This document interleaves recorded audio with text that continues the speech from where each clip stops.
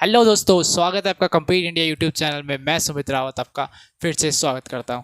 दोस्तों, आज हम करेंगे यूनिट नंबर 2 बिजनेस के। हम यूनिट नंबर 1 फिनिश कर चुके हैं, बिल्कुल हर एक टॉपिक को हम अच्छे से समझ चुके हैं।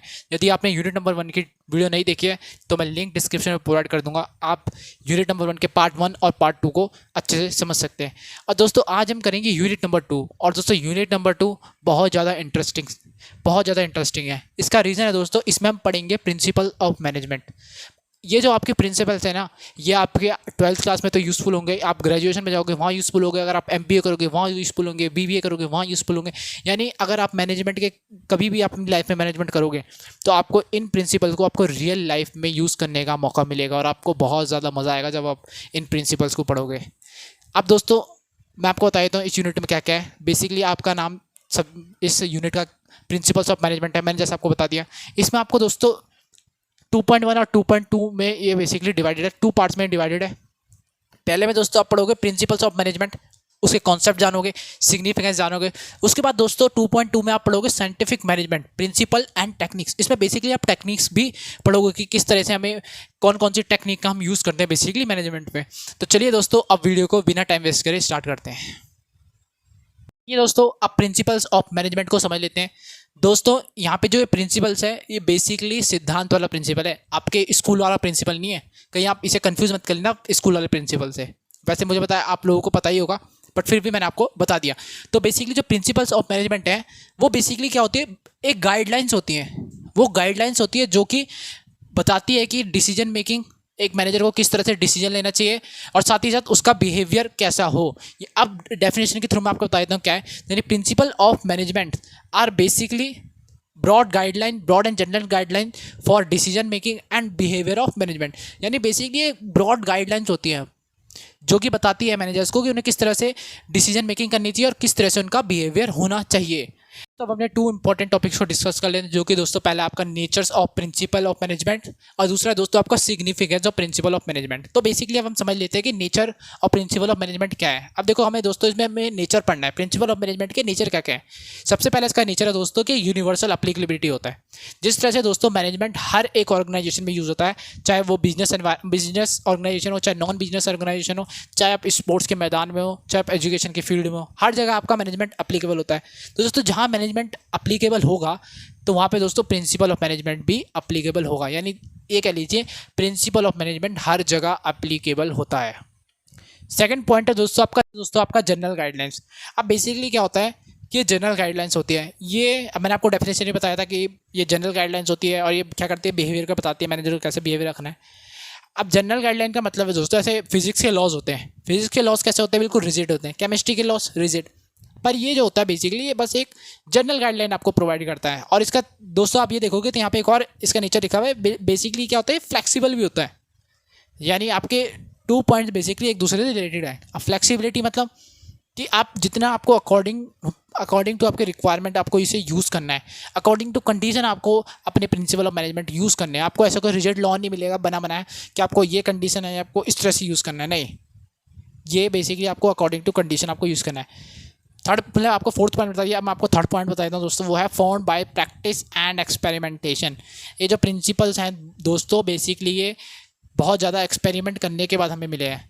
जैसे कि पहले के लोगों ने क्या करा दोस्तों, कुछ प्रिंसिपल्स बनाए, उन्हें दोस्तों उन्होंने अपने प्रैक्टिस करा, उन्हें अच्छा रिजल्ट मिला, कभी उन्हें नेगेटिव रिजल्ट मिला। तो बेसिकली दोस्तों उन्होंने क्या करा, एक्सपेरिमेंट्स करे, अपनी ऑर्गेनाइजेशन में एक्सपेरिमेंट्स करे, उसके बाद जो भी उन्हें रिजल्ट मिला बेसिकली तब जाके हमें प्रिंसिपल्स ऑफ मैनेजमेंट मिले हैं। फिफ्थ है दोस्तों, फोर्थ में क्योंकि आपको पहले से समझा चुका हूँ, अब दोस्तों फिफ्थ देख लेते हैं, जो कि दोस्तों मेनली बिहेवियरल। मैंने आपको बताया था दोस्तों मैनेजमेंट क्या होता है, हर एक लेवल ऑफ मैनेज मतलब हर एक लेवल में मैनेजमेंट यूज़ होता है, चाहे top level, lower level, middle level, हर जगह मैनेजमेंट यूज़ होता है। उसी तरह दोस्तों प्रिंसिपल ऑफ मैनेजमेंट भी हर लेवल में यूज होते हैं। और ये बेसिकली क्या होते हैं, बिहेवियर होते हैं। ये हमारे मैनेजर्स के बिहेवियर को सही करने के लिए बनाई गई, मतलब मैनेजर को किस तरह से बिहेव करना चाहिए बेसिकली, या किस तरह से वो अपने एक्टिविटीज़ को परफॉर्म कर सकता है। तो बेसिकली इस पॉइंट में यही है। ये दोनों पॉइंट जो बेसिकली आपको डेफिनेशन मिल गए होंगे, फिफ्थ और फर्स्ट। सिक्स्थ है दोस्तों आपका relationship between cause and effect. Cause and effect दोस्तों मतलब आपने कुछ एक्सपेरिमेंट करा, फिर आपको कुछ और उसका नतीजा मिला होगा, फिर आपने उसका देखा उसका इफेक्ट क्या हुआ। यानी आपने कुछ एक्सपेरिमेंट करा, उसके बारे में जो आपको इफेक्ट मिला, तो आपने फिर दोस्तों उसमें कॉज एंड इफेक्ट बैठाने की कोशिश करी कि हम ये करेंगे तो हमें इसका रिजल्ट ये मिलेगा। तो यही दोस्तों बेसिकली कॉज एंड इफेक्ट होता है। और 7th है दोस्तों कंटीजेंट। कंटीजेंट का हिंदी में नहीं होता दोस्तों अनिश्चित, ये निश्चित नहीं होते। ये आपको अकॉर्डिंग टू सिचुएशन या अकॉर्डिंग टू रिक्वायरमेंट, आपको जो भी आपको रिक्वायरमेंट है बेसिकली उस तरह से आपको यूज़ करने हैं। जैसे पॉलिटिकल एनवायरनमेंट होता है, आपका बिजनेस एनवायरनमेंट होता है, वो हर समय चेंज होता रहता है। जब वो बेसिकली दोस्तों चेंज होता रहेगा तो आपको जिस तरह की रिक्वायरमेंट होगी उस समय, जिस तरह की आपकी सिचुएशन अराइज होगी, उस तरह से ही आपको प्रिंसिपल ऑफ मैनेजमेंट यूज़ करने हैं, उसी प्रकार के आपको प्रिंसिपल्स यूज़ करने हैं। अब दोस्तों सिग्निफिकेंस और प्रिंसिपल ऑफ मैनेजमेंट समझ लेते हैं कि मतलब क्या सिग्निफिकेंस है हमारे मैनेजमेंट के, क्या इंपॉर्टेंस है इसकी। बेसिकली सबसे पहला दोस्तों ये प्रोवाइड करते हैं यूजफुल इंसाइट्स टू मैनेजर, या फिर कह लीजिए provide useful insight of managers. अब दोस्तों क्या होता है बेसिकली, हमारे ऑर्गेनाइजेशन में पहले से ही कुछ मैनेजर्स होते हैं। अब वो क्या करते हैं, वो कुछ एक्सपेरिमेंट्स करते हैं, कभी वो कुछ प्रिंसिपल को यूज़ करते हैं, कभी कुछ प्रिंसिपल को यूज़ करते हैं, तो उन्हें कुछ नया रिजल्ट मिलता है, हर बार उन्हें नया रिजल्ट मिलता है। अब जो नए न्यूली रिक्रूटेड मैनेजर्स होते हैं तो उनको दोस्तों पहले के जो मैनेजर्स ने यूज़ कराया, एक्सपेरिमेंट्स करे, उनको जो रिजल्ट मिला है तो उनका भी इंसाइट क्या मिल जाता है एक तरीके से। तो यही दोस्तों पहला बेसिकली सिग्निफिकेंस है। सेकंड है दोस्तों optimum utilisation of resources and effective administration. अब ऑप्टिमम यूटिलाइजेशन ऑफ रिसोर्सेज आपने इकोनॉमिक्स में पढ़ा है। इसका मतलब दोस्तों अपनी जो भी आपकी रिसोर्सेज हैं उनको बहुत अच्छे से यूटिलाइज़ करना, हर एक रिसोर्सेज को बहुत ही अच्छे से यूटिलाइज़ करना, किसी भी चीज़ को वेस्ट नहीं करना। दोस्तों इफेक्टिव एडमिनिस्ट्रेशन यानी आपका एडमिनिस्ट्रेशन बहुत ज़्यादा इफेक्टिव है। आप कुछ लॉज बना रहे हो तो उसे आप अच्छे से इंप्लीमेंट कर पा रहे हो। आपने कुछ पॉलिसीज़ बनाई तो आपने उसे अच्छे से इंप्लीमेंट भी करा, आपने कुछ ऐसे गड़बड़ नहीं करी। तो बेसिकली प्रिंसिपल ऑफ मैनेजमेंट आपको सिखाता है कि आपको किस तरह से अपने रिसोर्सेज को ऑप्टिमली यूटिलाइज़ करना है और साथ ही साथ आपको इफेक्टिव एडमिनिस्ट्रेशन बनाना है। और इफेक्टिव एडमिनिस्ट्रेशन दोस्तों आपको पता लगेगा कैसे होता है, प्रिंसिपल ऑफ मैनेजमेंट जब आप पढ़ोगे तब आपको पता लगेगा कि अच्छा इस तरह से हम अच्छे से हम क्या करते हैं, इफेक्टिव मैनेजमेंट कर सकते हैं। अभी आपके लिए बहुत अच्छी चीज़ें आना जरूर मतलब बाकी हैं, जब आप पढ़ोगे दोस्तों प्रिंसिपल ऑफ मैनेजमेंट आपको मज़ा आ जाएगा। थर्ड है दोस्तों साइंटिफिक डिसीजंस। अब जो प्रिंसिपल ऑफ मैनेजमेंट होते हैं दोस्तों बेसिकली वो एक्सपेरिमेंट्स पे बेस होते हैं, और साइंस भी किस पे बेस होती है, एक्सपेरिमेंट्स पे। तो यानी जो भी आप डिसीजन लेते हो वो आप एक तरीके से एक्सपेरिमेंट्स पे बेस होती है। यानी आप कह सकते हो जो भी आप डिसीजन लेते हो वो सारी के सारी साइंटिफिक होते हैं, क्योंकि दोस्तों वो भी एक्सपेरिमेंट्स पे बेस्ड होती है। यानी साइंस का और प्रिंसिपल ऑफ मैनेजमेंट का आपने लिंक बैठा दिया। फोर्थ है दोस्तों meeting the changing environmental requirement. Environment क्या होता है भाई, बिजनेस एनवायरनमेंट की हम बात करते हैं, पॉलिटिकल एनवायरनमेंट की बात करते हैं। जैसे ही ये चेंज होते रहते हैं, पॉलिटिकल एनवायरनमेंट कभी चेंज हो गया, कभी बिजनेस एनवायरनमेंट, कभी जो हमारा नेचुरल एनवायरनमेंट है वो चेंज हो गया, क्लाइमेटिक कंडीशन चेंज हो गई। तो बेसिकली उनको कैसे हमें मतलब अपनी प्रॉब्लम को सॉल्व करना है, अगर कुछ हमारे खिलाफ जा रहा है तो किस तरह से हम उन प्रॉब्लम्स को सॉल्व करना है, तो वो भी कौन बताता है, प्रिंसिपल ऑफ मैनेजमेंट। और बताता कैसे दोस्तों कि हमें किस समय पे कौन से प्रिंसिपल का यूज़ करना चाहिए। मतलब ये फिक्स नहीं है, ये फिक्स नहीं है, आपको अपने अकॉर्डिंग से यूज़ करना है। फिफ्थ है दोस्तों फुलफिलिंग सोशल रिस्पॉन्सिबिलिटी। अब सोशल रिस्पॉन्सिबिलिटी यानी आपने मान लो दोस्तों कुछ गुड्स बनाए, तो आपको गुड्स किस तरह से बनाने, अच्छी क्वालिटी के बनाने, आपको चीप रेट में प्रोवाइड करना है आपको सोसाइटी को। तो बेसिकली ये भी आपको प्रिंसिपल ऑफ मैनेजमेंट बताता है, कहीं आपको अपने कस्टमर के साथ चीट नहीं करना, आपको हमेशा लॉयल रहना है। सिक्स्थ है दोस्तों management training education and research. अब ये दोस्तों मैनेजमेंट की ट्रेनिंग के लिए भी जो होता है, जैसे कि आपका नए न्यूली रिक्रूटेड मैनेजर्स आएंगे तो आप उन्हें बताओगे हमने ये प्रिंसिपल लगाए थे, हमने इस तरह से हमें रिजल्ट मिला। आप उन्हें क्या करोगे, बेसिकली आप एजुकेट कर पाओगे, आप उनको रिसर्च करने में उन्हें बता पाओगे कि हमने ये सब एक्सपेरिमेंट्स करे थे, हमें ये रिजल्ट मिला है। या फिर आप उन्हें बता पाओगे कि जब नए न्यूली रिक्रूटेड मैनेजर्स आएंगे कि ये बेसिकली प्रिंसिपल्स होते हैं मैनेजमेंट के, और आपको किस सिचुएशन में किस तरह से हमें यूज़ कर सकते हैं, या फिर जैसी आपको अकॉर्डिंग आपकी सिचुएशन बनेगी आपको उन्हें उस तरह से यूज़ करना है। अब दोस्तों पढ़ लेते हैं सबसे ज़्यादा इंपॉर्टेंट या सबसे ज़्यादा इंटरेस्टिंग टॉपिक को, जो कि है दोस्तों प्रिंसिपल ऑफ मैनेजमेंट। अब दोस्तों आप एक इंटरेस्टिंग टॉपिक की तरफ बढ़ रहे हो, तो चलिए दोस्तों आप समझ लेते हैं अच्छे से। चलिए दोस्तों अब स्टार्ट कर लेते हैं अपने टॉपिक को, फंडामेंटल प्रिंसिपल ऑफ मैनेजमेंट को। बेसिकली ये प्रिंसिपल आपको दिए हैं, या फिर आप कह लीजिए आपको हेनरी फ्योल के प्रिंसिपल ऑफ मैनेजमेंट को पढ़ना है। दोस्तों ये बेसिकली फ्रेंच इंडस्ट्रियलिस्ट थे। मैं आपको बता दूं दोस्तों, इंडस्ट्रियलाइजेशन जो फेज था वो सबसे पहले ब्रिटेन में स्टार्ट होता है, उसके बाद धीरे धीरे यूरोप के सभी कंट्रीज़ में फैल गया। इंडस्ट्रियलाइजेशन मतलब जहाँ पे इंडस्ट्री में लोगों ने काम करना स्टार्ट करा था। तो दोस्तों ये जो हेनरी फ्योल थे ये बेसिकली एक फ्रेंच इंडस्ट्रियलिस्ट थे। तो उन्होंने क्या करा, अपनी लाइफ में बार बार कुछ प्रिंसिपल्स को लिया, एक्सपेरिमेंट करा, तो उसके बाद इन्होंने बेसिकली 14 प्रिंसिपल्स ऑफ मैनेजमेंट आपको दिए या फिर अपनी बुक में इन्होंने मेंशन करे थे। तो दोस्तों जो इन्होंने 2 बातें में हमेशा फोकस रखा है। सबसे पहला तो जो मैनेजमेंट के प्रिंसिपल्स होने चाहिए, उनकी जो लिस्ट होनी चाहिए बेसिकली छोटी होनी चाहिए, ऐसे नहीं बहुत सारे प्रिंसिपल ऑफ मैनेजमेंट आपको पढ़ने हैं। और दूसरी पॉइंट पे जो उन्होंने फोकस करा था दोस्तों कि प्रिंसिपल ऑफ मैनेजमेंट फ्लैक्सिबल होने चाहिए, अकॉर्डिंग टू सिचुएशन हमें यूज़ करना चाहिए उन्हें, और अकॉर्डिंग टू सिचुएशन हमें यूज़ करना चाहिए, पर हमें ध्यान देना चाहिए कि जो भी हमारे प्रिंसिपल ऑफ मैनेजमेंट है जो बार बार हमें यूज़ होते हैं या फिर कह लीजिए जो ज़्यादातर कंडीशन में यूज़ होते हैं, उन पे हमें ज़्यादा फोकस रखना चाहिए। तो दोस्तों अब हम पढ़ेंगे इनके 14 प्रिंसिपल ऑफ मैनेजमेंट एक एक करके, और आपको ध्यान से सुनना है। आपको बहुत ज़्यादा इंटरेस्टिंग टॉपिक है। मैंने आपको बताया था जैसे ये जनरल गाइडलाइंस है, आपको भी ये जनरल गाइडलाइंस लगेंगी कैसे इंडस्ट्रीज़ फॉलो करती है, क्या क्या करती है प्रोसीजर। तो चलिए दोस्तों अब स्टार्ट कर लेते हैं पहले प्रिंसिपल से। चलिए दोस्तों अब अपने फर्स्ट प्रिंसिपल को पढ़ लेते हैं। पर मैंने आपको दोस्तों जैसे बताया था कि ये दोस्तों बस जनरल गाइडलाइंस होती है, तो चलिए देखते हैं कि जनरल गाइडलाइन कैसे होती है। पहला प्रिंसिपल क्या कहता है दोस्तों? पहला प्रिंसिपल कहता है कि डिवीजन ऑफ वर्क, यानी आप काम का डिवीजन कर दो। आपके पास जो भी काम है ऑर्गेनाइजेशन में, आप उसको डिवाइड कर दो डिफरेंट पार्ट्स में। कैसे दोस्तों? आपको मान लीजिए दोस्तों आपकी एक ऑर्गेनाइजेशन है, आपकी एक ऑर्गेनाइजेशन है, तो आपने क्या करा, आपके ऑर्गेनाइजेशन तो बहुत सारे काम होंगे, तो आप क्या करते हो उसे डिफरेंट ग्रुप में या कहते हैं डिफरेंट डिपार्टमेंट्स में आप बांट देते हो, आप डिवीजन कर देते हो काम का। पहले देख लो आपने ऑर्गेनाइजेशन थी, आपने क्या करा, आपने बना दिया एक सेल्स डिपार्टमेंट।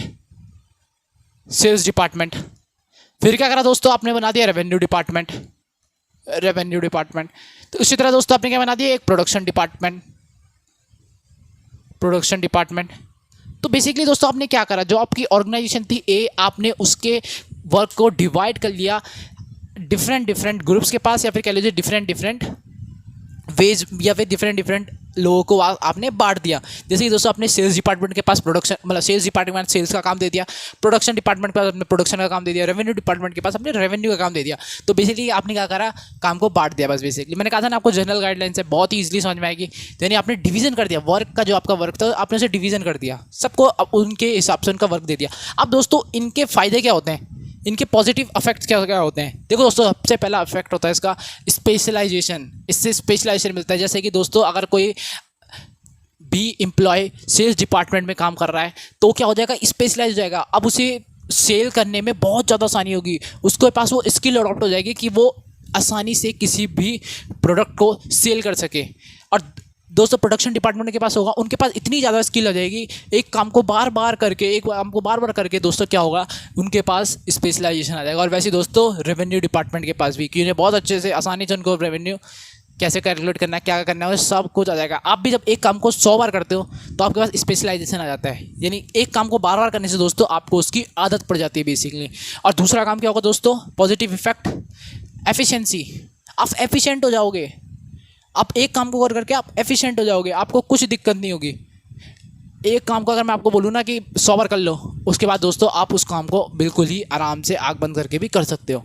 अब दोस्तों इसको वॉयलेट करने के बाद क्या होगा, इसका जस्ट अपोजिट, जो इसके पॉजिटिव से स्पेशलाइजेशन था इसका पॉजिटिव इफेक्ट, तो इसका जस्ट अपोजिट हो जाएगा कि जो आपका स्पेशलाइजेशन था बेसिकली वो खत्म हो जाएगा, आप स्पेशलाइज नहीं रहोगे। अगर आप इस प्रिंसिपल को वॉयलेट कर दोगे तो आपके डिपार्टमेंट में या फिर कह लीजिए आपके ऑर्गेनाइजेशन में कोई भी आदमी स्पेशलाइज नहीं होगा, वो सबके साथ जनरल होंगे। उनको हम बोलेंगे ये काम कर दो तो वो काम कर देंगे वो, पर वो इतने अच्छे से नहीं कर पाएंगे जितना अगर हम स्पेशलाइज वर्कर को दें। यानी पहला पॉइंट इसका जस्ट अपोजिट, स्पेशलाइजेशन का अपोजिट, लेकिन वो स्पेशलाइज नहीं रहेंगे। दूसरा दोस्तों उनकी एफिशिएंसी खत्म हो जाएगी। अब मैं आपको बोलूँ एक काम आप बार बार करो, आप कॉस्ट को, आप बहुत ज़्यादा उसमें अच्छा काम करके आप उसके कॉस्ट को बचा सकते हो आराम से।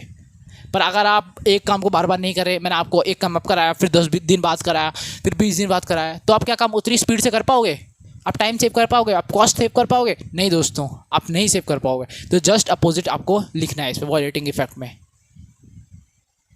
सेकेंड प्रिंसिपल है दोस्तों आपका अथॉरिटी एंड रिस्पॉन्सिबिलिटी। बेसिकली दोस्तों इस प्रिंसिपल का कहना है कि रिस्पॉन्सिबिलिटी और अथॉरिटी एक साथ साथ चलते हैं। यदि दोस्तों आप किसी व्यक्ति को रिस्पॉन्सिबल बनाते हो कि आप अगर ये काम कर रहे हो तो हम आपको रिस्पॉन्सिबल मानेंगे, अगर ये काम गलत हुआ तो आप रिस्पॉन्सिबल हो गए, तो दोस्तों साथ साथ आपको उसे अथॉरिटी भी देनी पड़ेगी।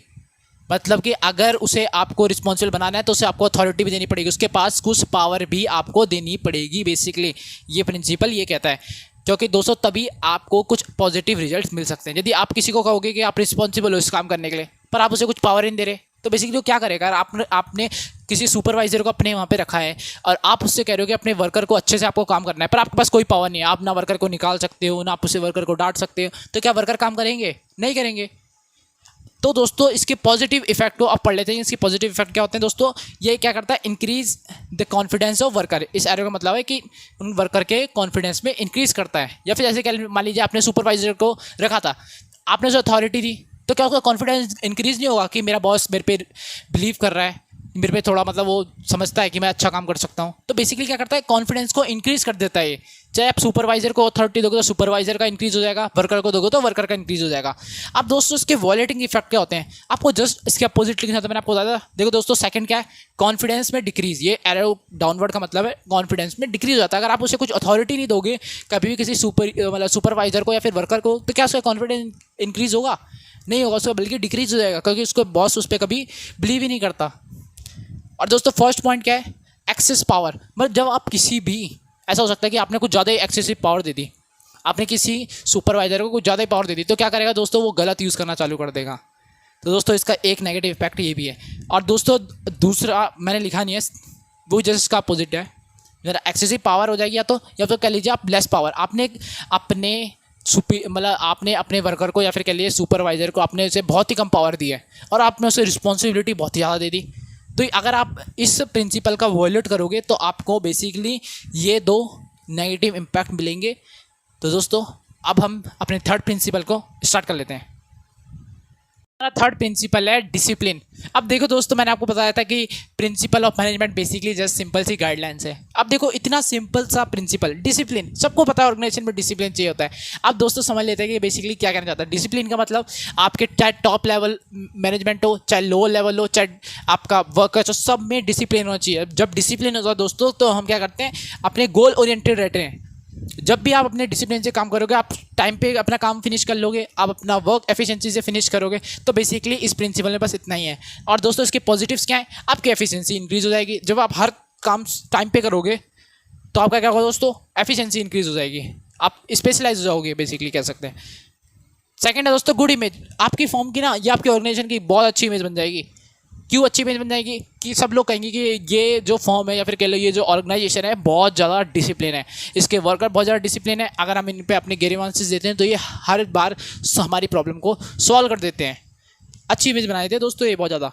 थर्ड है दोस्तों आपका मैनेजमेंट, आपका एडमिनिस्ट्रेशन बहुत ज़्यादा इंक्रीज हो जाएगा। आपको अब बार बार अपने वर्कर्स को डांटने की जरूरत नहीं पड़ेगी, अपने आपके जो टॉप लेवल मैनेजमेंट हो बार बार उन्हें डायरेक्शन करने की जरूरत नहीं पड़ेगी अपने लोअर लेवल मैनेजमेंट को कि आपको ऐसा काम करना है वैसा काम करना है। बस बेसिकली इसमें इतना ही है।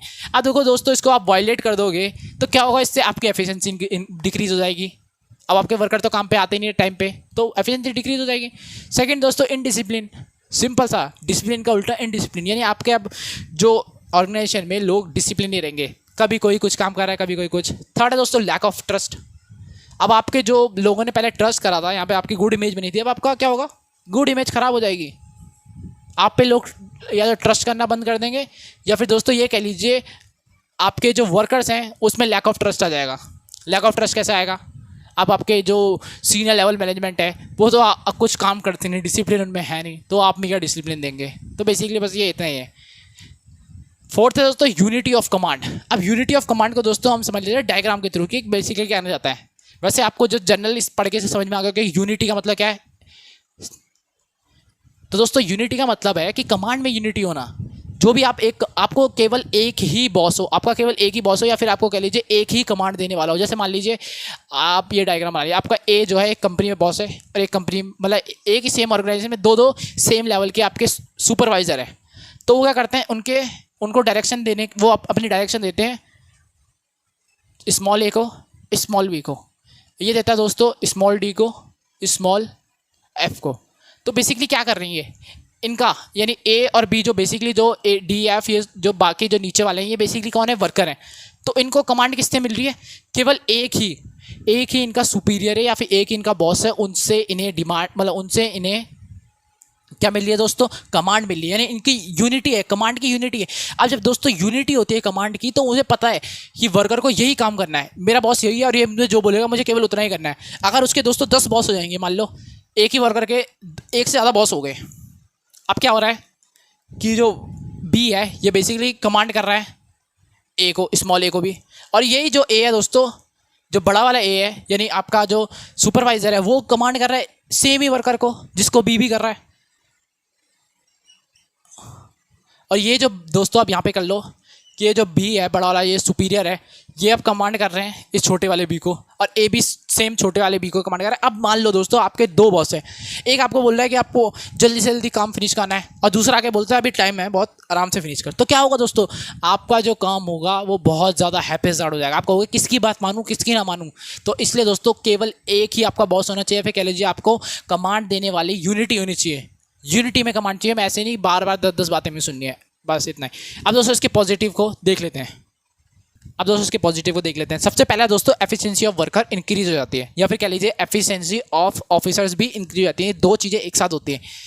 अब इसकी एफिशिएंसी क्यों इंक्रीज होती है? अब देखो दोस्तों, आपको एक ही कोई कमांड करेगा, आपको बस एक ही बात को फॉलो करना है। अगर आपके दो बॉस होंगे, दो सुपीरियर होंगे, तो आपको कुछ नहीं पता, इल्यूजन स्टार्ट हो जाएगा। तो यानी बेसिकली आपकी एफिशिएंसी में इंक्रीज़ करता है, और साथ ही साथ ऑफिसर्स की एफिशिएंसी में भी इंक्रीज़ करता है। कैसे? क्योंकि अब बेसिकली एक ऑफिसर को एक ही पर्सन को ट्रीट करना है। अब ऐसा नहीं है कि उसका बॉस मतलब जो जिसको वो ट्रीट कर रहा है, मतलब या फिर जिसको कह लीजिए आप वो डायरेक्टिंग कर रहा है, अब उसका कोई और बॉस नहीं है, तो यानी बार बार उसे अपनी माथापच्ची नहीं करनी पड़ेगी। बेसिकली कह सकते हैं ऑफिसर को कि बार बार वर्कर को समझाना नहीं पड़ेगा, यार तू उस बॉस की मत मान, मेरी मान, ऐसे करके कुछ नहीं करना पड़ेगा। यानी उनकी भी एफिशिएंसी में इंक्रीज़ होगा। दोस्तों मैंने एक पॉइंट ही लिखा है, वो दोस्तों बेसिकली है एल्यूजन, यानी जो वर्कर्स में एल्यूजन हो जाएगा, यार किसकी बात मानूँ, कौन से बॉस की बात मानूँ, सब तो अलग अलग बात कर रहे हैं। तो बेसिकली ये होता है। सेकंड है दोस्तों अकाउंटेबिलिटी। हम अकाउंटेबिलिटी ठहरा सकते हैं। मान लीजिए जो बॉस ने आपको ऑर्डर दिया है, तो जो उसके ऊपर जो वाले जो बॉस होंगे, यानी टॉप लेवल जो मैनेजमेंट होगा, वो अकाउंटेबल बनाएगा किसी एक ही को। अब जब दो बॉस सेम वर्कर को ट्रीट कर रहे होंगे, या फिर कह लीजिए सेम वर्कर को डायरेक्ट कर रहे होंगे, तो उससे क्या प्रॉब्लम होगी? अकाउंटेबिलिटी हम किसकी माने, किसको हम अकाउंटेबल माने अगर हमारा जो भी गोल है अचीव नहीं हुआ तो। थर्ड है दोस्तों कोऑर्डिनेशन बढ़ता है इससे दोस्तों। ऑफिसर्स में भी कोऑर्डिनेशन बढ़ेगा, वर्कर्स में भी कोऑर्डिनेशन बढ़ेगा। अब वर्कर्स को भी पता है कि हमें किसके साथ कोऑर्डिनेट करना है, पहले नहीं पता था। अगर ये नहीं है तो दोस्तों unity of command. Violating effect क्या होगा दोस्तों? इसका एफिशिएंसी में डिक्रीज हो जाएगा, बेसिकली एफिशिएंसी डिक्रीज हो जाएगी। सेकंड है दोस्तों अकाउंटेबिलिटी खत्म हो जाएगी। जब आप ये प्रिंसिपल ही नहीं मानोगे यूनिटी ऑफ कमांड, तो आपकी अकाउंटेबिलिटी खत्म हो जाएगी। आपको पता ही नहीं है किसे हमें अकाउंटेबल बनाना है, किस सुपीरियर को हमें अकाउंटेबल बनाना है। थर्ड है दोस्तों ईगो प्रॉब्लम। अब जब दो बॉस एक साथ एक वर्कर को ट्रीट कर रहे होंगे, तो उनमें कभी भी ईगो प्रॉब्लम स्टार्ट हो सकती है। कि वो बोलेंगे वर्कर को, कोई मैंने तुझे बोलता ऐसा करने के लिए, तूने ऐसे क्यों करा? फिर दूसरा बॉस बोले नहीं तुझे ऐसे ही करना। तो बेसिकली ईगो प्रॉब्लम हो जाती है। अब दोस्तों हम अगले प्रिंसिपल को समझ लेते हैं। दोस्तों आपका unity of direction. Unity of direction को मैं आपको बताता हूँ इसमें क्या है बेसिकली, कि इसमें one problem for a group of activities having same objective. यानी दोस्तों बेसिकली आपका एक हेड होना चाहिए, आपकी जो ग्रुप एक्टिविटीज़ है अगर उसका सेम ऑब्जेक्टिव है। तो मान लीजिए आपकी ऑर्गेनाइजेशन है ए, जिसका ऑब्जेक्टिव है प्रॉफिट मैक्सिमाइजेशन, तो उसमें जो है दोस्तों आपका सेल्स डिपार्टमेंट है, आपका एडवर्टीजमेंट डिपार्टमेंट है, या फिर कह लीजिए आपका प्रोडक्शन डिपार्टमेंट है।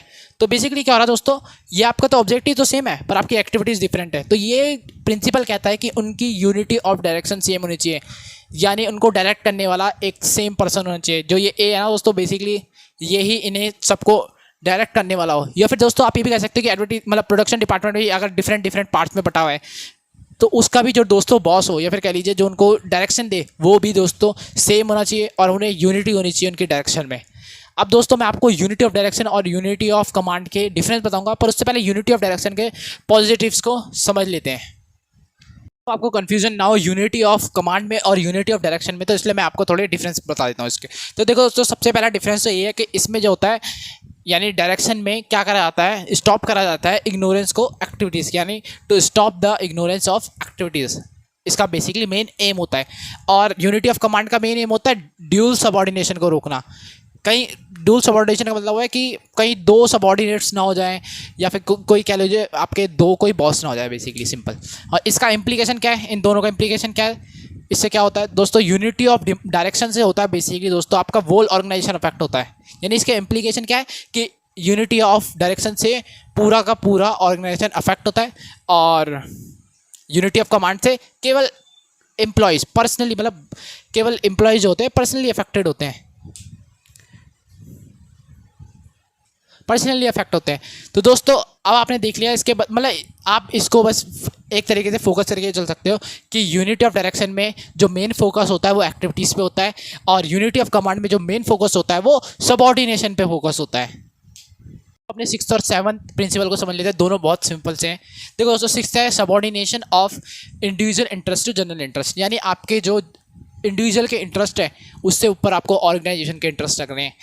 जैसे कि मान लीजिए दोस्तों, आप एक ऑर्गेनाइजेशन के ऑनर हो और आपका कोई रिलेटिव कोई प्रोडक्ट आपको बेचता है, मान लीजिए रॉ मटेरियल आपको बेचता है, पर वो रॉ मटेरियल ना अदर कंपटीटर से थोड़े हाई कॉस्ट में बेचता है। तो दोस्तों, आपको अपने रिलेटिव से नहीं खरीदना कुछ भी, आपने खरीदना है जो भी आपको चीप कॉस्ट में प्रोवाइड करेगा, ताकि आपके ऑर्गेनाइजेशन का बेनिफिट हो सके, आपका बेनिफिट नहीं। इंडिविजुअल के बेनिफिट से ऊपर रखना है आपको अपने ऑर्गेनाइजेशन का बेनिफिट। इसके पॉजिटिव क्या है दोस्तों? ह्यूमैनिटी सबसे बड़ा पॉजिटिव है। अब ऐसा हो सकता है दोस्तों, आप अपने रिलेटिव से ले रहे हो, कॉस्ट बहुत ज़्यादा आ रही है आपका प्रोडक्ट बिक ही नहीं रहा मार्केट में, तो आपकी तो ऑर्गेनाइजेशन ही खत्म हो जाएगी और आपकी वजह से कितने लोग अनएम्प्लॉयड हो जाएंगे। तो यानी बेसिकली ह्यूमैनिटी से रिलेट करता है। सेकंड दोस्तों, बेनिफिट टू द ऑर्गेनाइजेशन। अब बेनिफिट ऑर्गेनाइजेशन को मिलेगा तो साथ ही साथ सभी इंप्लॉयज़ को भी बेनिफिट मिलेगा, ये इसका पॉजिटिव है। वॉयलेशन करोगे तो क्या होगा दोस्तों? एनवी बढ़ेगा, यानी आपकी जलन की भावना बढ़ेगी, और कंप्यूटर मतलब जो आपके और जो बेसिकली आपके एम्प्लॉयज़ों को कहेंगे तो अपने रिलेटिव से लेता है, तो इसलिए मतलब एनवी की भावना बढ़ जाती है, जेलेसी की प्रॉब्लम हो जाती है। और सेकंड है दोस्तों इसकी ह्यूमैनिटी, जस्ट अपोजिट, ह्यूमैनिटी खत्म, इनह्यूमैनिटी बढ़ेगी इससे। मतलब ये तो आप क्या कर रहे हो, अपने रिलेटिव को ही सारा पैसा दे रहे हो अपना प्रोडक्ट खरीदने के लिए, तो बेसिकली ये एक तरीके से आप चीटिंग कर रहे हो ऑर्गेनाइजेशन के साथ, और इसके बदले में आपके क्या हो रहा है दोस्तों? ह्यूमैनिटी खत्म हो रही है, आप इनह्यूमन बिहेवियर कर रहे हो बेसिकली कह सकते हैं दोस्तों। 7th है दोस्तों आपका रेम्यूनरेशन। रेम्यूनरेशन आपने अकाउंटेंसी में 100 बार पढ़ा होगा। रेम्यूनरेशन मतलब सैलरी एक तरीके से। तो दोस्तों ये प्रिंसिपल कहता है कि आपको अपने एम्प्लॉयज़ को अच्छी सैलरी देनी है ताकि वो अपनी basic living of standard maintain कर सकें। इतना सिंपल सा ये प्रिंसिपल है, इतना जनरल सा प्रिंसिपल है। इसके पॉजिटिव क्या है? मोटिवेशन मिलेगा वर्कर को, जितनी ज़्यादा सैलरी उतना ज़्यादा उसको मोटिवेशन। और इसके अपोजिट क्या होगा दोस्तों? अगर आप उसे सैलरी नहीं दोगे तो उसका मोटिवेशन लो पड़ जाएगा, बिल्कुल ही वो आपका अच्छा सा काम नहीं करेगा। आइए दोस्तों, 8th को समझ लेते हैं। तो अपने 8th प्रिंसिपल को समझ लेते हैं, जो कि बहुत ज़्यादा इंटरेस्टिंग है। अब तक जितने भी आए उनमें सबसे ज़्यादा इंटरेस्टिंग है ये है दोस्तों सेंट्रलाइजेशन एंड डिसेंट्रलाइजेशन। सेंट्रलाइजेशन मतलब आपके सारे जो भी डिसीजन हो रहे हैं वो आपके टॉप लेवल मैनेजमेंट ले रही है, या फिर कह लीजिए जो भी बॉस है वो केवल आपका डिसीजन मेकिंग कर रहा है। और डिसेंट्रलाइजेशन का मतलब दोस्तों अपनी पावर है, आपकी जो भी आपके बॉस की पावर है वो नीचे अपने सबऑर्डिनेट्स को भी बांट देना। जैसे कि मान लो आप कोई फर्म है, ये बॉस है, तो क्या करेगा? अपनी जो भी पावर होगी थोड़ी पावर इसे दे देगा, थोड़ी पावर इसे दे देगा, फिर इसके नीचे जो होंगे, ये दोस्तों बेसिकली ऐसे करके ये पावर का डिवीज़न हो जाएगा, मतलब डिपार्टमेंटल पावर का डिवीज़न हो जाएगा। और सेंट्रलाइजेशन में इसके जस्ट अपोजिट, एक ही बॉस एक ही डिसीजन लेगा, चाहे रॉ मटेरियल खरीदना हो, चाहे फिर बड़ी बड़ी प्लानिंग करनी हो, कुछ भी हो, तब ये केवल बॉस ही करेगा। यानी सेंट्रलाइजेशन मतलब एक जगह पे सेंटर हो जाना पावर का, और डिसेंट्रलाइजेशन मतलब आपकी जो सेंट्रल पावर थी आपने उसे डिवाइड कर दिया, आपने औरों को भी बांट दिया। अब देखो दोस्तों क्या होता है, सेंट्रलाइजेशन भी अच्छा नहीं है, डिसेंट्रलाइजेशन भी अच्छा नहीं।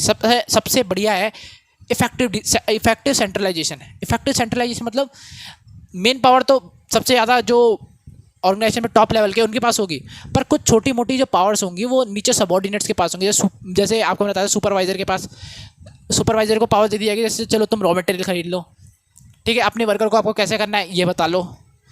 मिडिल लेवल मैनेजमेंट को कुछ और जाके जिम्मेदारी दे दी जाएंगी, मतलब थोड़ा थोड़ा पावर सबको बांट दी जाएंगी, पर मेन पावर जो रहेगी हमेशा एक बंदे पे कंसंट्रेटेड रहेंगी, जैसे सीईओ के पास रहेंगी, बोर्ड ऑफ डायरेक्टर के पास रहेंगी। ये इस तरह से इसका कॉन्सेप्ट है। अब देखो दोस्तों इसके पॉजिटिव्स क्या हैं। ऑफिसर्स के पास कम बर्डन होगा, ऑफिसर्स के पास कम बर्डन हो जाएगा। जो सबसे ज़्यादा टॉप लेवल के मैनेजमेंट के लोग बैठे हो सारा काम तो कर नहीं सकते, अगर सारा काम करेंगे तो वो बर्डन हो जाएंगे, तो इसलिए दोस्तों क्या करता है, बर्डन को कम कर देता है। दूसरा है दोस्तों इफेक्टिव डिसीजन, तेरे इफेक्टिव डिसीजन मेकिंग में हेल्प करता है। इफेक्टिव डिसीजन मेकिंग में बेसिकली हेल्प करता है। कैसे? अब मान लो जो सुपरवाइज़र होगा या फिर कह लीजिए लो लेवल के जो मैनेजमेंट होंगे उन्हें अच्छे से पता होगा कि कहाँ से हमें रॉ मटेरियल मिलता है। अब टॉप लेवल के मैनेजमेंट वालों को क्या पता होगा कि मतलब कहाँ से हमारी कंपनी का रॉ मटेरियल आता है, कैसे कैसे करना है, क्योंकि एक आदमी तो सारा काम नहीं कर सकता, एक आदमी कभी भी सारा काम नहीं कर सकता, तो थोड़ी बहुत पावर नीचे डिवाइड कर देते हैं। आज थोड़ी बहुत पावर नीचे मिल जाएंगी सभी को, सभी सुपीरियर्स मतलब सभी सुपरवाइजर्स को, या फिर कह लीजिए सभी लो लेवल के मैनेजमेंट के लोगों को या मिडिल लेवल के मैनेजमेंट के लोगों को, वो तो अपने काम में पहले से ही क्या होंगे दोस्तों, एफिशिएंट होंगे। और जब वो अपने काम में एफिशिएंट है और डिसीजन मेकिंग करेंगे तो उनका काम कैसा होगा, इफेक्टिव होगा। इसका वॉल्यूशन करने से क्या होगा दोस्तों, अगर हम एब्सोल्यूट सेंट्रलाइजेशन एंड डिसेंट्रलाइजेशन कर देते हैं, इन दोनों में से कुछ भी कर देते हैं, तो दोस्तों क्या होगा, इंक्रीज होगा बर्डन में इंक्रीज हो जाएगा। जैसे मान लो सेंट्रलाइजेशन हमने एब्सोल्यूट कर दिया, केवल सीईओ ही सारे डिसीजन लेगा, रॉ मटेरियल कहाँ से लाना है, वर्कर को कैसा काम करना है, सब कुछ, तो क्या हो जाएगा दोस्तों, बहुत ज़्यादा बर्डन हो जाएगा, सीईओ काम करते करते परेशान हो जाएगा।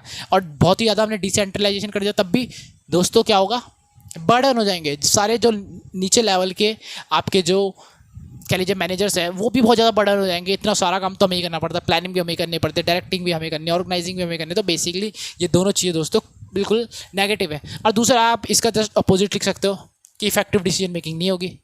अब दोस्तों हम 9th को कर लेते हैं, 9th प्रिंसिपल को, जो कि बहुत ज़्यादा इंपॉर्टेंट है, एग्जामिनेशन में हमेशा आता है। दोस्तों अपने 9th प्रिंसिपल को समझ लेते हैं, जो कि दोस्तों आपका स्केलर चेन बेसिकली दोस्तों ये जो डायग्राम है ना स्केलर चेन का है, इसमें क्या दिखाया जाता है दोस्तों, आपका इन्फॉर्मेशन का फ्लो, कि कैसे ए से स्मॉल ए के पास इन्फॉर्मेशन जाएगी, स्मॉल बी के पास, स्मॉल सी के पास, स्मॉल जी के पास। और जो मिस्टर हेनरी फ्योल थे, उन्होंने इस डायग्राम का या फिर कह लीजिए इस स्केलर चेन कॉन्सेप्ट का बहुत ज़्यादा सपोर्ट करा, और उन्होंने कहा कि इसे स्ट्रिक्टली हर एक ऑर्गेनाइजेशन में फॉलो करना चाहिए। अब देखो दोस्तों, उन्होंने एक बात और कही थी मिस्टर हेनरी फ्योल ने, कि अगर सी को एफ से कुछ इन्फॉर्मेशन पहुंचानी है, इन्फॉर्मेशन कैसे, पहले तो देखो दोस्तों, पहले मैं आपको बताता हूँ कि ए से स्मॉल ए, small B, small C, small जी तक इन्फॉर्मेशन जाती है, फिर स्मॉल डी, ई, एफ, एच ऐसे इन्फॉर्मेशन जाएगी। ये इन्फॉर्मेशन का वे होगा, ऐसा कुछ नहीं होगा कि नीचे से ऊपर की तरफ जा रहा, ना, केवल ऊपर से नीचे की तरफ इन्फॉर्मेशन फ्लो करेगी। और अगर सी को और एफ को एक साथ कुछ इन्फॉर्मेशन शेयर करनी, तो उसे कैसे शेयर करनी पड़ेगी, पहले सी को बी के पास, फिर बी को ए के पास, फिर बड़े ए के पास, फिर डी, फिर ई, और तब जाके एफ के पास उन्हें इन्फॉर्मेशन शेयर करनी है। यानी इतने ज़्यादा स्टेप लेने, अगर बराबर लेवल के अगर कोई भी मैनेजर्स हैं या एम्प्लॉयज़ है कुछ भी हैं, उन्हें अगर इन्फॉर्मेशन शेयर करनी है एक दूसरे से, तो उन्हें कम से कम इतने सारे स्टेप लेने पड़ेंगे। पर दोस्तों फिर कुछ समय बाद इसका एक एक्सेप्शन लिखा गया, जो कि दोस्तों है गैंग प्लैंक। इसमें क्या होता है बेसिकली दोस्तों, अगर मान लो ये सेल्स डिपार्टमेंट का है, ये है प्रोडक्शन डिपार्टमेंट का, अब इन दोनों को ना इन्फॉर्मेशन शेयर करनी है, वो भी इमीडिएट बेसिस पे, मतलब बहुत ज़रूरी इन्फॉर्मेशन शेयर करनी, तब वो क्या करते हैं दोस्तों, एक दूसरे के साथ इन्फॉर्मेशन शेयर कर सकते हैं, ताकि कोई प्रॉब्लम ना हो, बड़ी प्रॉब्लम ना हो जाए। तो इसका दोस्तों पॉजिटिव देख लेते हैं। आप सारे पॉजिटिव लिखे हैं, मैंने बस इंपॉर्टेंट लिखा है कि फ्लो ऑफ इन्फॉर्मेशन। अब जो फ्लो ऑफ इन्फॉर्मेशन होता है बिल्कुल एक सिस्टमैटिक वे में होता है, ऊपर से नीचे की तरफ ही आएगा, अपवर्ड से डाउनवर्ड जाएगा, डाउनवर्ड से अपवर्ड कभी नहीं जाएगा, ना, अपवर्ड से हमेशा डाउनवर्ड की तरफ होता है। और इसमें कोई भी ऐसा नहीं होगा कि पहले सीधा बी के पास इन्फॉर्मेशन चल जाएगी, नहीं, पहले ए से स्मॉल ए, फिर बी, फिर सी, मतलब सिस्टमैटिक रहता है हर चीज़। और इसका वॉल्यूशन होगा तो जस्ट अपोजिट हो जाएगा इसका, पता नहीं कौन सा कहाँ से इन्फॉर्मेशन चल रही है, कहाँ से स्टार्ट क्या होता है, डी ई को बोले, फिर ई ए को बता दे, तो ये बेसिकली सिस्टम ख़राब हो जाता है। और ऐसा ही चलता है ऑर्गेनाइजेशन में, कि ऐसा नहीं होता कि बिल्कुल जो लो लेवल का वर्कर होता है वो सीधा सीईओ के पास जाके इन्फॉर्मेशन देने लग जाना, ना, जो सीईओ के नीचे वाला लेवल का होगा केवल वही से इन्फॉर्मेशन देता है। अब दोस्तों 10th और 11th प्रिंसिपल को देख लेते हैं, बहुत ज़्यादा सिंपल है, बहुत ही ज़्यादा सिंपल।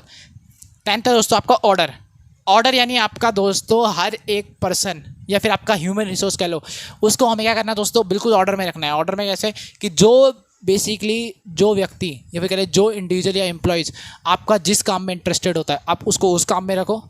और साथ ही साथ दोस्तों आपकी जो आपने गुड्स तैयार कर लिए हैं या फिर कह लीजिए जो आपके प्रोडक्ट तैयार है, उनको भी आप अच्छी तरह से ऑर्डर में रखो, ताकि जब भी आपको ज़रूरत पड़े आप उस प्रोडक्ट को आराम से निकाल सको, यूज़ कर सको। प्रोडक्ट ही क्या, आपको रॉ मटेरियल को भी रॉ मटेरियल की जगह में रखना है अच्छे से, बिल्कुल अपने जो फिनिश गुड है उनको फिनिश गुड की जगह, सेमी फिनिश की जगह।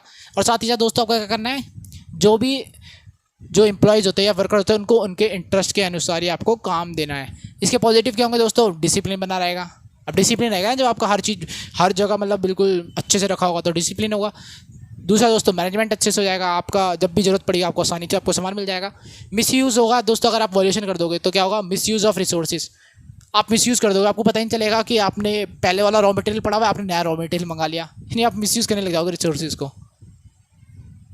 11th है दोस्तों इक्वालिटी में होता है दोस्तों, क्या होता है कि सिंपल सा इक्वालिटी मतलब सबको समान अधिकार, किसी के साथ भी आपको भेदभाव नहीं करना, सबको आपको इक्वली ट्रीट करना है, सभी वर्कर को इक्वली ट्रीट करोगे। इसके बेनिफिट क्या होंगे, एम्प्लॉय सेटिस्फैक्शन, कोई भी एम्प्लॉय नहीं सोचेगा कि मेरे साथ तो बुरा व्यवहार हो रहा है, इसके साथ तो अच्छा व्यवहार हो रहा है, यानी किसी के ऐसा नहीं लगेगा कि उसके साथ गलत तरीके से ट्रीट हो रहा है बेसिकली। वॉल्यूशन करोगे तो इसका जस्ट अपोजिट हो जाएगा। आपकी बुक में और भी लिखे हुए हैं, बड़े सिंपल से लिखे हुए हैं, आप पढ़ोगे तो आपको पढ़ते ही समझ में आएंगे, इसलिए मैंने उन्हें ज़्यादा नहीं लिखा। आइए दोस्तों अपने लास्ट 3 प्रिंसिपल्स को पढ़ लेते हैं, जो कि 12th है दोस्तों आपका स्टेबिलिटी ऑफ पर्सनल्स। मतलब क्या करना है दोस्तों, आपको अपने पर्सनल्स यानी आपको अपने एम्प्लॉयज़ को निकालना नहीं है बार बार। अगर आप उन्हें बार बार निकालोगे तो उनके दोस्तों एफिशिएंसी में कमी आएगी। आप हर बार नए नए एम्प्लॉयज़ को अगर आप भर्ती करोगे तो क्या वो एफिशिएंट होंगे? आपको उन्हें बार बार ट्रेनिंग देनी पड़ेगी, बार बार उन्हें समझाना पड़ेगा, इस पर बहुत ज़्यादा कॉस्ट आता है। यानी इसलिए दोस्तों आपको अपने एम्प्लॉयज़ की स्टेबिलिटी मेंटेन रखनी है ताकि उनकी एफिशिएंसी बनी रहे। अब इसके पॉजिटिव मैंने आपको बताया दोस्तों, ट्रस्ट ऑफ एम्प्लॉयज़ बढ़ेगा। मैंने आपको कॉस्ट बताया था बेसिकली, सॉरी। अब दोस्तों इसका फर्स्ट क्या होगा, ट्रस्ट ऑफ एम्प्लॉयज़ बढ़ेगा। यानी एम्प्लॉयज़ का भी ट्रस्ट बढ़ेगा कि मुझे मेरी ऑर्गेनाइजेशन निकाला तो नहीं जाएगा। अगर मैं अच्छा काम करूँगा तो कहीं ऐसा तो नहीं होगा कि मुझे फिर भी मेरे को कुछ इंसेंटिव ना मिले और मुझे निकाल दें। अगर ऐसा हो, मतलब क्या होगा दोस्तों, पॉजिटिव है, ऐसा नहीं होगा। अगर आप इसे फॉलो करोगे स्टेबिलिटी को, आपको तो ट्रस्ट एम्प्लॉयज़ का बढ़ेगा। सेकेंड है दोस्तों आपका कॉस्ट ऑफ ट्रेनिंग, यानी आपकी कॉस्ट ऑफ ट्रेनिंग रिड्यूस हो जाएगी। आपको अब नए एम्प्लॉयज़ की भर्ती नहीं करनी पड़ेगी बार बार, क्योंकि नए एम्प्लॉयज़ की जब भी आप भर्ती करते हो उनके क्या होती है, कॉस्ट होती है ट्रेनिंग में, और ट्रेनिंग में कॉस्ट बहुत ज़्यादा होती है, इसलिए दोस्तों वो भी आपकी रिड्यूस हो जाएगी। वायलेशन करोगे तो आपका ट्रस्ट है जो एम्प्लॉयज़ का वो खत्म हो जाएगा। एम्प्लॉयज़ हो जाएंगे कितना भी अच्छा काम कर लो, निकालना तो उसने है ही, ये होगा। और कॉस्ट ऑफ ट्रेनिंग बढ़ जाएगी आपकी, जस्ट अपोजिट लिखना होता है आपको वायलेशन में। बेसिकली आपकी कॉस्ट ऑफ ट्रेनिंग बढ़ जाएगी। आप नए एम्प्लॉयज़ को भर्ती करोगे, करोड़ों रुपये खर्च हो जाएंगे आपके ट्रेनिंग में। इसलिए कभी भी ऑर्गेनाइजेशन ओल्ड एम्प्लॉयज़ को नहीं निकालती, ऑर्गेनाइजेशन ओल्ड एम्प्लॉयज़ को नहीं निकालती, क्योंकि उनके पास अच्छा खासा एक्सपीरियंस होता है। 13 है दोस्तों आपका इनिशिएटिव, यानी आपको अपने एम्प्लॉयज़ को भी मौका देना है, इनिशिएटिव लेने का मौका देना है, कि मतलब उन्हें प्लानिंग करने का मौका देना है, बेसिकली कह सकते हैं कि उन्हें इनिशिएटिव देना है कि आप आइए और हमारी ऑर्गेनाइजेशन में मिलकर हमारे साथ प्लानिंग करिए। ऐसे नहीं टॉप लेवल मैनेजमेंट के साथ आप बैठा दोगे प्लानिंग करने के लिए, नहीं, बेसिकली उन्हें भी जो छोटे मोटे जो आपके मैनेजर्स होंगे उनको आप मिडिल लेवल मैनेजमेंट के साथ बैठा दोगे कि आइए आप और हम मिलकर एक साथ प्लानिंग करते हैं। क्योंकि हमने दोस्तों पढ़ा था ना, मिडिल लेवल मैनेजमेंट को हेल्प करता है, सजेशन देता है लो लेवल मैनेजमेंट। तो बेसिकली क्या करता है वही है इसमें, कि low level management middle level management के साथ बैठ के थोड़ी प्लानिंग करता है, यानी आपको मौका देना बेसिकली एक प्रिंसिपल है इसका। इसके पॉजिटिव क्या होंगे, थिंकिंग कैपेसिटी आपके एम्प्लॉयज़ की बढ़ जाएगी, उन्हें भी थोड़ा सोचने समझने की क्षमता बढ़ेगी, कि उनको भी थोड़ी प्लानिंग करने की कैपेसिटी बढ़ेगी। अब वॉल्यूशन कर दोगे क्या होगा दोस्तों, आप उन्हें मौका नहीं दे रहे कुछ प्लानिंग करने का, क्या होगा उसका नेगेटिव इम्पैक्ट होगा कि आप उनकी थिंकिंग कैपेसिटी बढ़ेगी नहीं, वो कभी सोच ही नहीं पाएंगे। उनका काम है कि अपना काम करना और ख़त्म, बस। 14 तो दोस्तों आपका स्पिरिट डी कॉर्पस, यानी दोस्तों इसका मतलब है, ये बेसिकली शायद फ्रेंच वर्ड है, इसका मतलब है दोस्तों साथ मिलकर काम करना, साथ मिलके अपनी ऑर्गेनाइजेशन में काम करना। जब साथ मिलके काम करोगे तभी तो आप किसी ग्रुप एक्टिविटी को अच्छे से परफॉर्म कर पाओगे, अपने ऑर्गेनाइजेशनल गोल्स को आप अचीव कर पाओगे। सब कुछ जो मैनेजमेंट पे ना बेसिकली इंटरलिंक्ड है। इससे क्या होगा दोस्तों, आपका टीम वर्क बढ़ेगा, आपका गोल ओरिएंटेशन बढ़ेगा, मतलब आपका बढ़ने का मतलब है टीम वर्क तो आपका बढ़ेगा, आप टीम में अच्छे से काम कर पाओगे। और दोस्तों ऑर्गेनाइजेशन में आपको टीम वर्क ही चाहिए होता है, आपका सिंपल इंडिविजुअल का वर्क का कोई फ़ायदा नहीं होता, हर काम ऑर्गेनाइजेशन में टीम के साथ होता है। सेकंड दोस्तों क्या इंक्रीज होगा, आपका गोल ओरिएंटेशन, मतलब आप गोल की तरफ भागोगे, आप गोल अचीव कर पाओगे अगर आप टीम के साथ काम करोगे। टीम के साथ काम करोगे कोई गोल अचीव नहीं होगा। वॉल्यूशन करोगे तो दोस्तों क्या होगा, टीम वर्क खत्म हो जाएगा, गोल की तरफ आप भाग ही नहीं पाओगे, आप अपने फ़ायदे को सोचोगे तो कंपनी का फ़ायदा होगा ही नहीं। तो बेसिकली दोस्तों ये आपके 14 प्रिंसिपल ऑफ मैनेजमेंट थे। आई होप दोस्तों आपको वीडियो अच्छी लगेगी, शॉर्ट वीडियो आपको अच्छी लगेगी। अगर दोस्तों आप मेरे डिटेल वीडियो को देखना चाहते हो पूरे चैप्टर 1 और चैप्टर 1 के पार्ट 1 और पार्ट बी को, तो आप दोस्तों मैं लिंक आपको डिस्क्रिप्शन में प्रोवाइड कर दूंगा, आप देख सकते हो। तो दोस्तों आप वीडियो को ज़रूर लाइक करें अगर आपको अच्छा लगा हो, और दोस्तों साथ ही साथ चैनल को सब्सक्राइब कर लें, बेल आइकन दबा लें, आपको इसी प्रकार के शॉर्ट वीडियोज़ आगे भी मिलती रहेंगी। सो दोस्तों thank you for watching video. जय हिंद।